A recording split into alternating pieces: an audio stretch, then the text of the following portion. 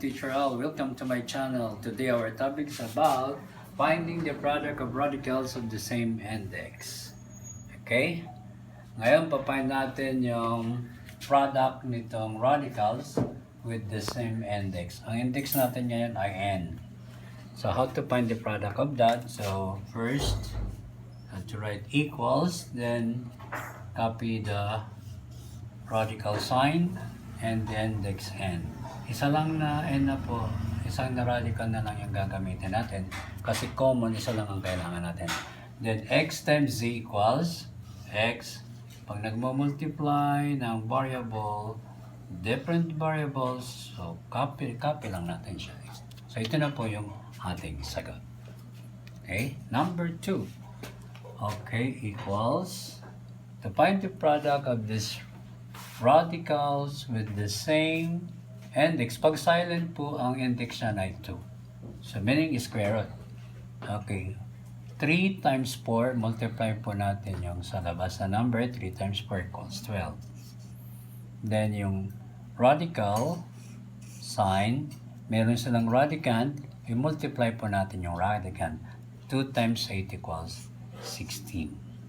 And then, i-extract po natin ang square root ng 16. Ilan ang square root ng 16? So, dapat i-multiply po natin ang square root ng 16. The answer is 4. Because 4 times 4 equals 16. Then, multiply 12 times 4 equals 48. Ito na po yung ating pinaka product nitong dalawang radicals. Okay, number 3. Pag ganito naman ang situation, 12, bago po tayo mag-multiply, kailangan natin ng simplified muna yung radicand para mas madali. Okay, simplify po natin muna.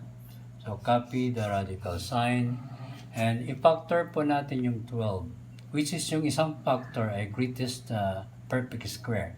Ang pinaka-perfect square ng 12 ay 4 times 3. Then, sa variable x squared, meron po tayo perfect na po yung 12 kasi ang 12 matidivide po natin dito sa 2, so walang excess. Pero itong 3, pag dinivide natin dito, merong excess na 1. So dapat yun ay i-factor natin. Becomes y squared times y. Okay? Then, yung isa naman ay i-factor din natin. So, ang factor nito, sulat na lang natin dito sa baba. Ang factor niyan ay 8, then ang perfectly square ay 9 and 2. 9 kasi may square root ng 9. Okay? Yan ang factor ng 8. Ito naman x cube, hindi siya perfect, so bawasan natin ang isa para yung isa ay perfect square times x. Pinafactor po yan. And then yung y naman, perfect na yung y, hindi na natin siya i-factor. Kung si perfect, pag dinivide natin dito sa exponent dito ay yung index dito ay hindi na, walang excess. Okay, now, multiply. Multiply po natin yung ito at saka ito. Pero bago dyan, kailangan natin makuha yung square root ng 4. What is the square root ng 4? The answer is 2. The square root ng x squared, so cancel po natin yung dito, matitira ay x. Remember, meron siyang ditong silent 2. Kaya pag kinansel natin ito, y na lang matitira here. Then, copy po yung natira natin. Ang natira ay yung mga exist. Ito 3 at saka y. Ayan na po yung isang na-simplified natin. Ito sa baba, isi-simplify din natin ulit siya bago natin siya i-multiply. Okay, square root of 9 is 3. Then the square root of x squared, cancel po natin, then meron sa silent, so x na lang matitira. Itong y, perfect siya 4, divided by 2, so meron siyang, or 4 minus 2 na lang siya. Meron siyang 2. Then yung natira ay, kukopyahin lang natin, natira yung 2, at natira itong x. Pagkatapos po niyan, pwede na siyang i-multiply.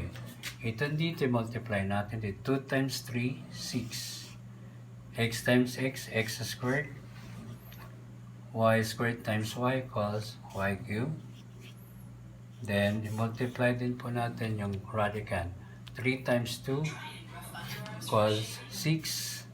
Then, x copy also the y. Ayan na po ang ating part.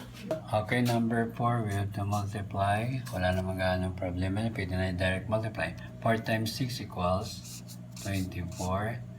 And the same index, so we can automatic multiply 3 times 9 equals 27 cube.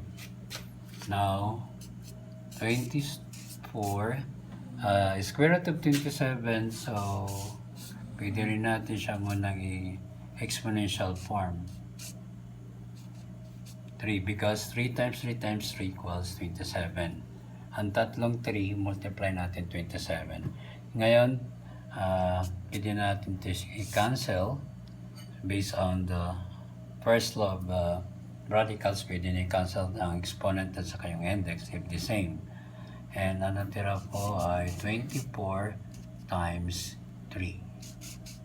Then, simplify ulit natin. 24 times 3 equals 12. Here, 72. So, pinaka-product po natin ay 72. Yan na po yung sagot. Don't forget to subscribe, like, and share.